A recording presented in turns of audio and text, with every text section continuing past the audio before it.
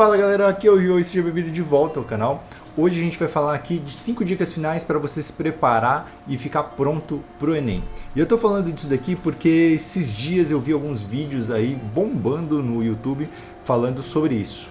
Sobre o cancelamento dos vestibulares e como as universidades estão passando as provas que eles aplicariam todos para o Enem.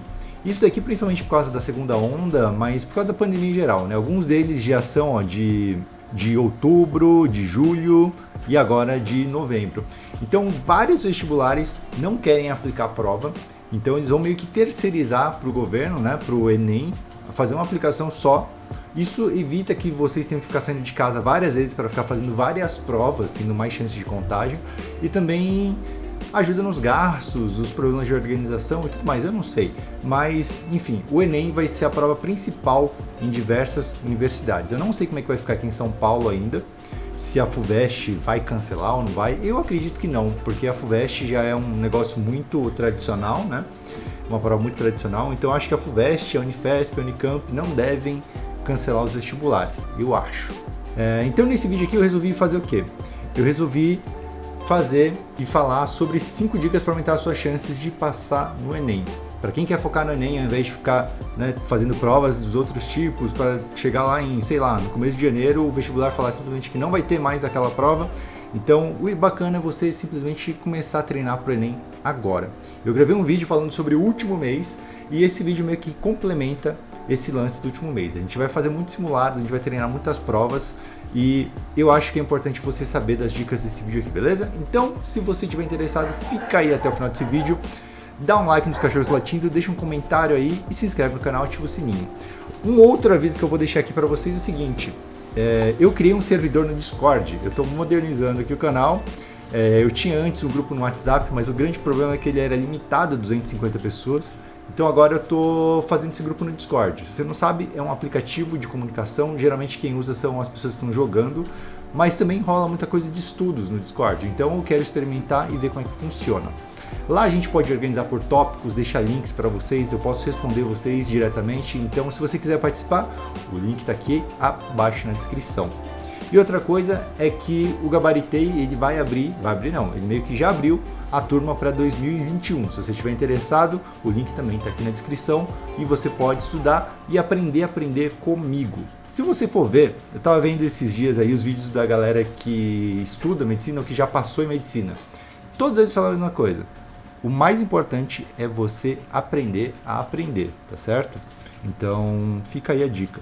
Primeiro tópico, prioridade nas disciplinas. O Enem ele tem 5 provas, basicamente, né? Matemática, natureza, humanas, linguagens e redação. Só que não necessariamente todas elas têm a mesma pontuação, não sei se você sabe. O Humberto ele fez uma pesquisa, ele postou um vídeo falando sobre isso. E ele tem lá um Excel, uma tabelinha falando de qual foi a nota da pessoa em relação aos pontos que ela acertou na prova. Então, por exemplo, se você acertar 30 pontos em matemática, você tira 800. Se você acertar 35, você tira 850. Natureza, 30, você tira 700.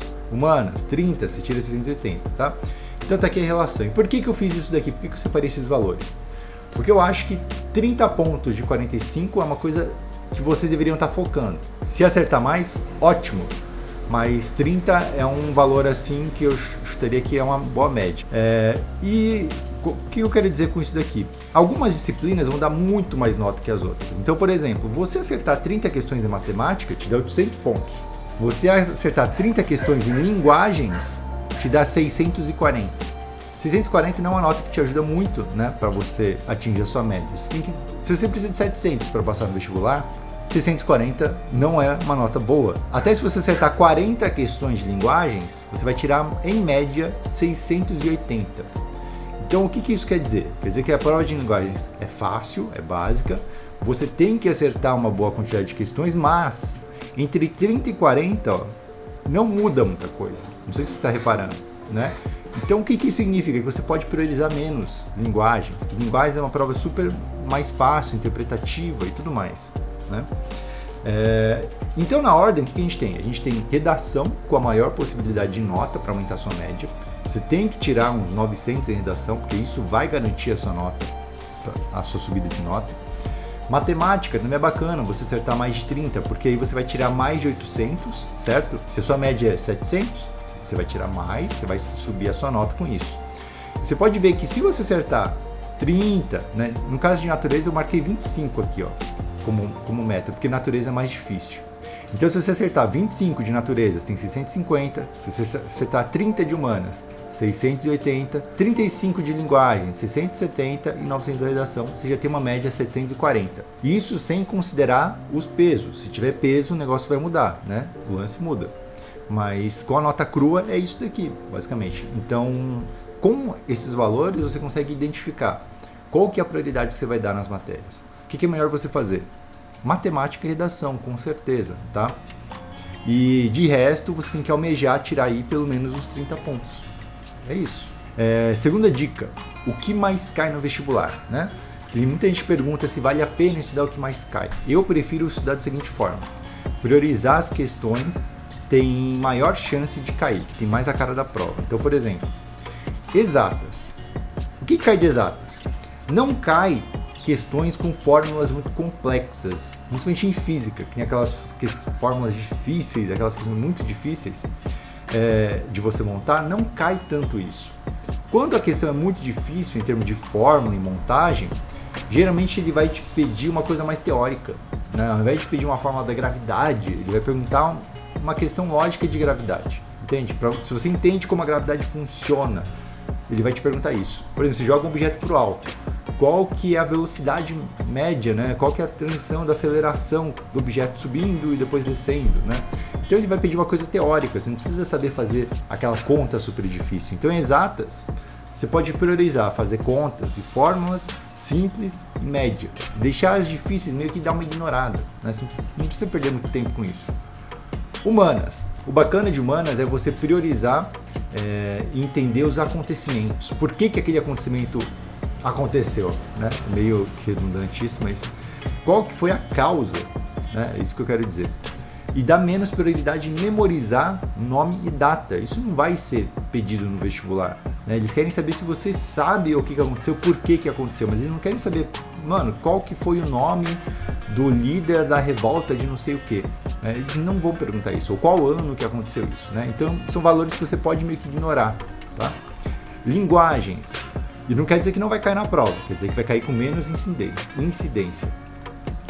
Em linguagens, você tem 90% de interpretação. Basicamente não tem o que você tem que estudar. Você tem que estudar no máximo, entender ali algumas coisinhas de linguagens realmente, mas é pouca coisa, é mais interpretação, certo? Dica número 3. Treinar a leitura. Tá? Acho que todo mundo sabe, mas o Enem tem uma prova extensa, chata.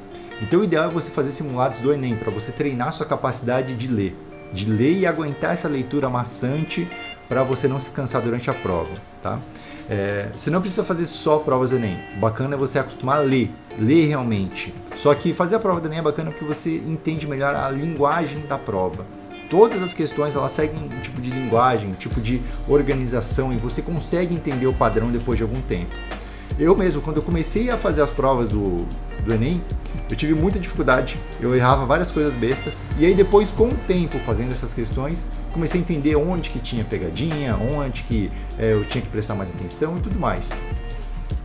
Um exemplo aqui, nessa questão, é você identificar rapidamente o que é útil e o que não é útil. Então, por exemplo, aqui ó, a gente tem um texto que não serve para nada, que é o primeiro parágrafo. Tabelas sempre vão servir para alguma coisa. O último parágrafo sempre vai ser, né, o enunciado real, qual que é a ordem, o comando da questão. E daqui para cima a gente vai ter algumas informações que a gente pode sublinhar, a gente pode marcar no texto. Então você não tem que ficar lendo tudo, você pode simplesmente pegar as informações, separar, substituir variável e responder, né? Então você pode e deve treinar resolução aí das provas do Enem. Quarta dica, pule, né? Não é para você pular da cadeira nem no chão, é para você não resolver a prova na ordem que ela foi apresentada. Isso é óbvio para muita gente, mas para algumas pessoas elas não sabem disso, né? Então eu acho importante falar, pula o que for difícil ou cansativo. Muita gente pula só o que não consegue fazer, mas quando você bate o olho na questão e você vê aquele texto enorme que é cansativo, você pode pular, Deixa para depois, quando você tiver feito algumas questões. Por quê? Se você ficar perdendo tempo em questões longas e cansativas, o tempo vai passando e você vai sentindo que você não fez muitas questões. Se você prioriza as questões fáceis e curtas, o que vai acontecer? Você consegue ter uma sensação melhor de que você conseguiu fazer alguma coisa na prova, né? Você não fica desesperado e nervoso, tá bom? E marca as questões. Marca as questões, marca se você tem dúvida, marca se ela for fácil e possível de fazer, marca se ela for média, se ela for difícil, pode marcar o tópico, rabisca a folha, por favor, não deixe a folha limpa, que é o maior erro de todos. Então vai lá e marca o que você quiser, fala, essa daqui é de probabilidade é fácil ou difícil, eu sei que é difícil, então eu vou pular. Essa daqui é de logaritmo, então é difícil, eu vou pular. Então você pode escrever na folha e marcar o que você acha dela, certo? Dica número 5, foco no geral, né? Cai muito no Enem conhecimentos gerais e básicos. Então, outra coisa que cai bastante aqui é o Brasil. Conhecimentos focados no Brasil. Então, quando for falar de geografia, por exemplo, vai cair muita coisa do Brasil. Química, vai falar muita coisa do Brasil, né? Principalmente temas sociais. Então, meio ambiente, sociologia, tecnologia, no sentido de que seja aplicada de alguma forma social, né? Que impacte na nossa sociedade. Enfim, geralmente vão ser coisas assim bem geraizonas. Você nunca vai encontrar no Enem um negócio super específico que acontece lá na Tailândia no ano de 1320. Você não vai ver isso. Você vai encontrar coisas mais gerais, né, no sentido de que estão no nosso cotidiano e do Brasil, né? E outra coisa que acontece muito é reaproveitamento de tópicos. Então, por exemplo, se falar de petróleo, se a gente for ver o petróleo, vai cair em química, vai cair em geografia, pode cair em história, pode cair em diversos lugares um mesmo tópico assim de petróleo, por exemplo, de, sei lá, combustíveis reutilizáveis não, como é que chama? Mas renováveis, combustíveis renováveis, enfim. Pode cair esses mesmos tópicos durante as provas em diversas disciplinas. Então você ficar atento nessas repetições pode te ajudar muito. Se você estudar as provas anteriores, você vai captar com certeza alguns tópicos desses que se repetem, né? E por isso que eu digo que é importante você fazer provas antigas. Se você não sabe do que eu estou falando, assiste o aulão que eu gravei nessa semana passada. Lá eu te explico como estudar no último mês, como aplicar simulados, como fazer revisões, como não esquecer das coisas para a prova, beleza? Então o vídeo vai ficando por aqui. Obrigado para quem assistiu. Nos vemos na próxima quinta, é isso? E é isso aí, galera. Fui!